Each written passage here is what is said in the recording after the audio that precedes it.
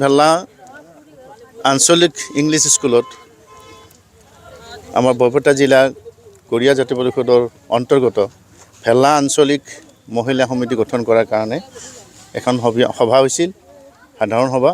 আৰু এই সভাখনত আমি গোটেইখিনি বৃহত্তৰ ভেল্লা অঞ্চলৰ মহিলাসকল একত্ৰিত হয় আৰু ইয়াত শ্ৰদ্ধেয় আতু ৰহমান চাহাবৰ নেতৃত্বত বা সভাপতিত্বত এখন কমিটি গঠন কৰা হয়। ইয়াত 41জনীয়া কমিটি এখন গঠন কৰা হৈছে আৰু এই কমিটিখন গঠন কৰাৰ উদ্দেশ্যটো আমাৰ এইটোৱেই যে আমাৰ বৰপেটা জিলাৰ গোটেই মহিলাখিনিক আমি একত্ৰিতকৰণ কৰিব বিচাৰোঁ, গৰিয়া মহিলাখিনিক। আৰু তাৰ প্ৰথম পদক্ষেপ হিচাপে আমি ভেল্লা অঞ্চলতে প্ৰথম পদক্ষেপ লৈছোঁ। আজি আমাৰ সদৌ অসম গৰিয়া জাতীয় পৰিষদৰ ভেল্লা আঞ্চলিক সমিতিত আমাৰ মহিলা আঞ্চলিক সমিতিখন গঠন কৰা হ'ল।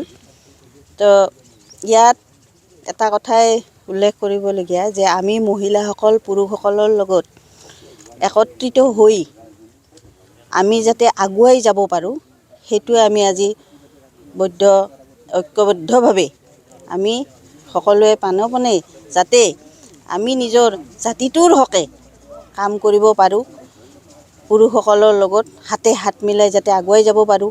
আৰু এটা কথা হ'ল কি, আই মাতৃসকলৰ বহুত পাৱাৰ আছে, শক্তি আছে।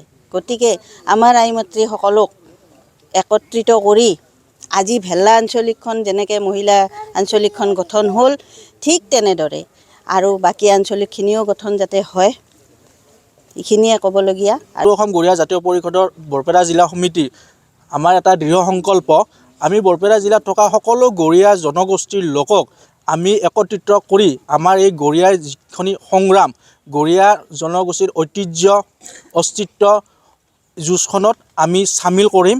আমি তেওঁলোকক চামিল কৰাই আনিম আৰু আমাৰ এই গৰিয়া জনগোষ্ঠীৰ এই যুঁজখনত আমাৰ এই সংগ্ৰামখন তেওঁলোকক বৰপেটা জিলাৰ সকলো গৰিয়া জনগোষ্ঠীৰ লোকক লৈ আমাৰ এই সংগ্ৰামখন চলাই যাম।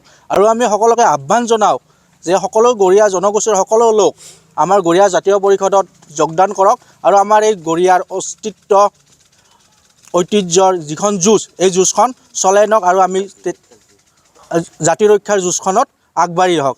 গৰিয়াসকল সঁচাকৈয়ে আমি অস্তিত্বৰ সংকটত ভুগি আছোঁ।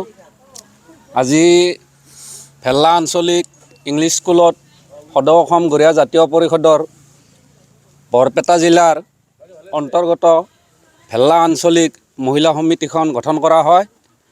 এই মহিলা সমিতিখন 41জনীয়া এখন পূৰ্ণাংগ কমিটি গঠন কৰা হয় আৰু এই মঞ্চৰ পৰা আমি আমাৰ যিসকলে আমাৰ সামাজিক ৰাজনৈতিক অৰ্থনৈতিক অধিকাৰসমূহ আমাৰ পৰা কাঢ়ি নি আছে, সেইসকলক এই মঞ্চৰ পৰা আমি সকীয়াই দিছোঁ, অনাগত দিনত তেওঁলোকে সাজু হৈ থাকক।